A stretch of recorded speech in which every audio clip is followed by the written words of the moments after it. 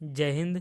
इस वीडियो में हम वीवीयू के सेमेस्टर 3 हिस्ट्री कोर 6 के कुछ इम्पॉर्टेंट क्वेश्चंस का डिस्कशन करने वाले हैं। पहला क्वेश्चन होगा, अमेरिकी गृह युद्ध के कारणों एवं परिणामों की विवेचना कीजिए। दूसरा क्वेश्चन होगा, अमेरिका में गृह युद्ध किस प्रकार आरंभ हुआ, इसमें किन घटनाओं का समावेश है। और तीसरा क्वेश्चन है, गृह युद्ध के बाद पुनर्निर्माण के बारे में संक्षिप्त में लिखें।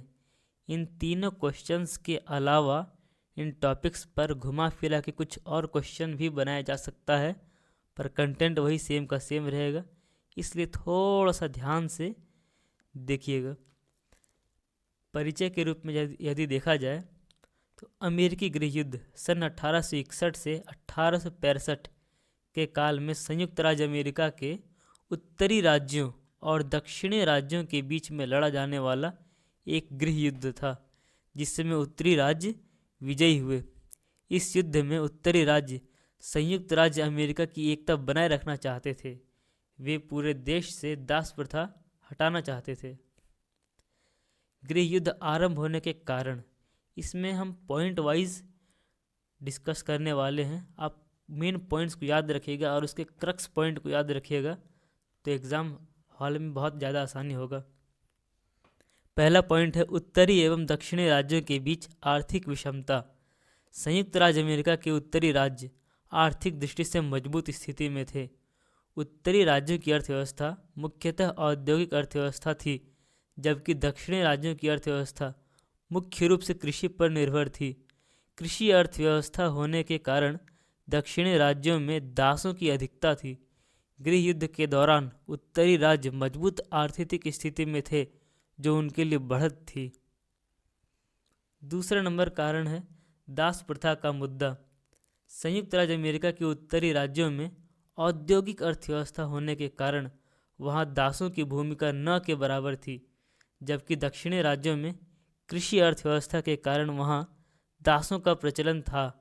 दास प्रथा की इस विषमता को लेकर उत्तरी एवं दक्षिणी राज्यों में मतभेद था।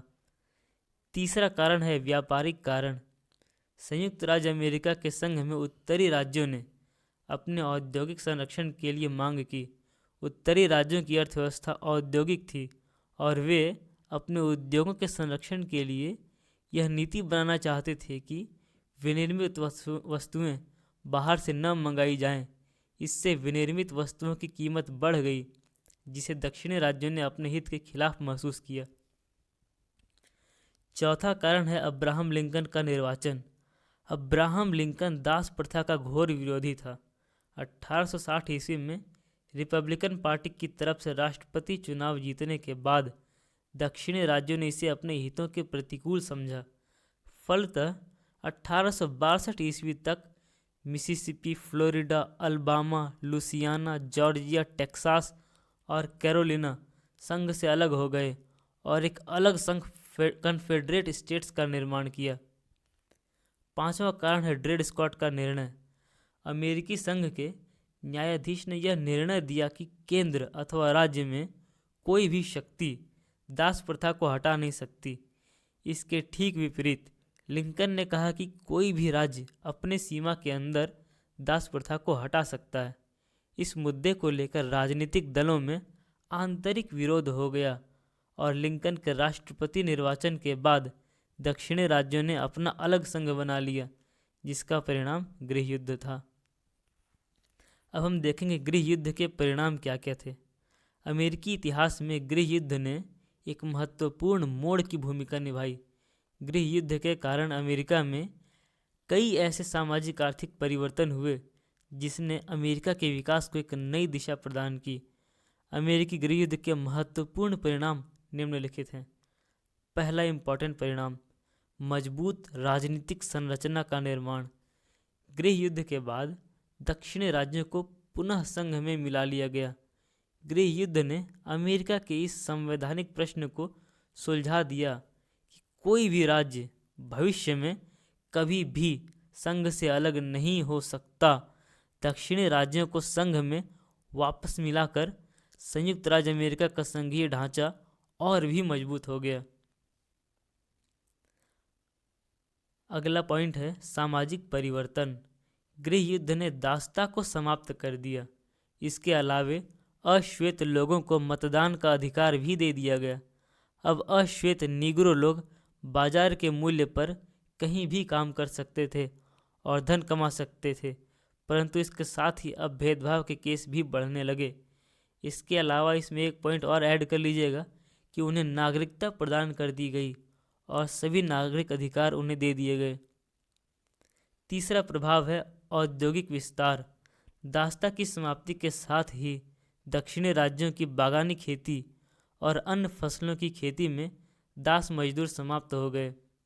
इससे खेती के नए साधन जैसे हार्वेस्टर, थ्रेशर आदि का चलन शुरू हुआ और मशीनी खेती का आरंभ हुआ। इसके साथ ही औद्योगिकरण की लहर दक्षिणी राज्यों में भी फैलने लगी और मशीनीकरण का विस्तार होने लगा। युद्ध से अर्जित संपदा को पूंजीपतियों ने देश के आर्थिक विकास में लगा दिया। रेल मार्ग, परिवहन एवं संचार सुविधाओं में तेजी से विस्तार होने लगा। औद्योगिक विकास के चलते अकाउंटिंग, मैनेजमेंट और मार्केटिंग जैसे व्यावसायिक पाठ्यक्रमों की शुरुआत हुई। अगला प्रभाव है महिलाओं की स्थिति में सुधार। व्यापक औद्योगिक एवं शहरीकरण ने महिलाओं की भूमिका का विस्तार किया। महिलाएं अब घरों से निकल फैक्ट्रियों एवं कार्यालयों में काम करने लगीं। स्त्री शिक्षा को बढ़ावा मिला, जिससे उनका जीवन स्तर सुधरा। अतः स्त्री अधिकारों को लेकर विचार विमर्श बढ़ा। अगला इम्पॉर्टेंट टॉपिक है गृह युद्ध के बाद पुनर्निर्माण। आखिर गृह युद्ध समाप्त होने के बाद पुनर्निर्माण किस तरह से हुआ, क्या क्या उसमें घटनाएं घटी, कौन कौन से लोग थे, उसके बारे में हमें जानना है। गृह युद्ध के दौरान दक्षिणी संयुक्त राज्य का अधिकांश हिस्सा नष्ट हो गया था। खेतों और बागानों को जला दिया गया और उनकी फसल नष्ट हो गई। साथ ही कई लोगों के पास कन्फेडरेट पैसा था जो अब बेकार था और स्थानीय सरकारें अव्यवस्थित थीं। दक्षिण को फिर से बनाने की जरूरत थी। गृह युद्ध के बाद दक्षिण का पुनर्निर्माण कहा जाता है।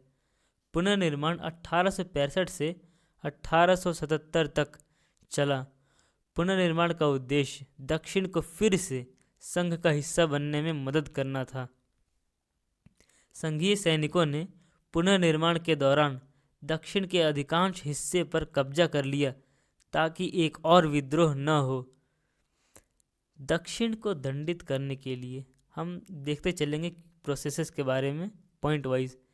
बहुत से लोग चाहते थे कि दक्षिण को संघ छोड़ने की कोशिश के लिए दंडित किया जाए।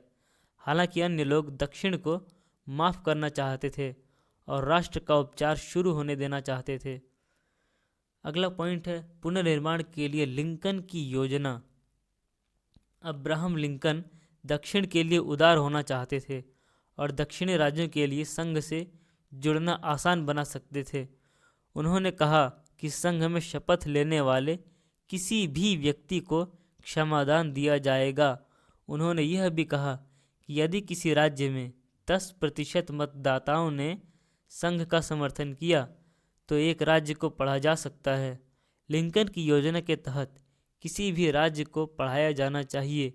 गुलामी को उनके संविधान के हिस्से के रूप में अवैध बनाना चाहिए। अगला पॉइंट है राष्ट्रपति जॉनसन। हालांकि गृह युद्ध के अंत में राष्ट्रपति लिंकन की हत्या कर दी गई थी और उनकी पुनर्निर्माण योजना को लागू करने का कभी मौका नहीं मिला। जब एंड्रयू जैक्सन राष्ट्रपति बने, वह दक्षिण से थे और लिंकन की तुलना में कन्फेडरेट राज्यों के लिए और भी अधिक उदार होना चाहते थे। हालांकि कांग्रेस ने असहमति जताई और दक्षिणी राज्यों के लिए कठोर कानून पास करना शुरू किया। ब्लैक कोड, ये पॉइंट बहुत इम्पोर्टेंट है। कांग्रेस द्वारा पारित कानूनों को प्राप्त करने के प्रयास में कई दक्षिणी राज्यों ने ब्लैक कोड पारित करना शुरू कर दिया। ये ऐसे कानून थे जो अश्वेत लोगों को मतदान करने, स्कूल जाने, भूमि के मालिक होने और यहाँ तक कि नौकरी पाने से रोकते थे। इन कानूनों के कारण उत्तर और दक्षिण के बीच बहुत संघर्ष हुआ, क्योंकि उन्होंने गृह युद्ध के बाद पुनर्मिलन की कोशिश की। अगला पॉइंट है संविधान में नए संशोधन। पुनर्निर्माण में मदद करने और सभी लोगों के अधिकारों की रक्षा के लिए अमेरिकी संविधान में 3 संशोधन जोड़े गए। 13वां संशोधन था गैर कानूनी गुलामी से संबंधित। 14वां संशोधन था, इसमें कहा गया कि अश्वेत लोग संयुक्त राज्य के नागरिक थे और सभी लोग नागरिक द्वारा समान रूप से संरक्षित थे। 15वां संशोधन है सभी पुरुष नागरिकों को रेस की परवाह किए बिना मतदान का अधिकार दिया जाए। रेस कहा जाता है नस्ल को। अगला पॉइंट है संघ से जुड़ना। 1865 में दक्षिण में नई सरकारें बनी। 1866 में टेनेसी संघ में शामिल किया जाने वाला पहला राज्य था। 1870 में आखिरी राज्य जॉर्जिया था। संघ में भर्ती होने के बाद राज्य को नए संशोधनों की पुष्टि करनी थी। अगला पॉइंट है संघ से मदद। संघ ने पुनर्निर्माण के दौरान दक्षिण की मदद करने के लिए बहुत कुछ किया। उन्होंने सड़कों का पुनर्निर्माण किया, खेतों को फिर से चलाया और गरीब और काले बच्चों के लिए स्कूल बनाए। आखिरकार दक्षिण की अर्थव्यवस्था ठीक होने लगी। तो इसी के साथ हमारा वीडियो यहीं पर ख़त्म होता है। इसमें कुछ इम्पॉर्टेंट पॉइंट्स के लिए एक अलग वीडियो बना देंगे और उसी में ऑब्जेक्टिव क्वेश्चंस को भी इंक्लूड कर देंगे। अभी तक के लिए बस इतना ही। जय हिंद।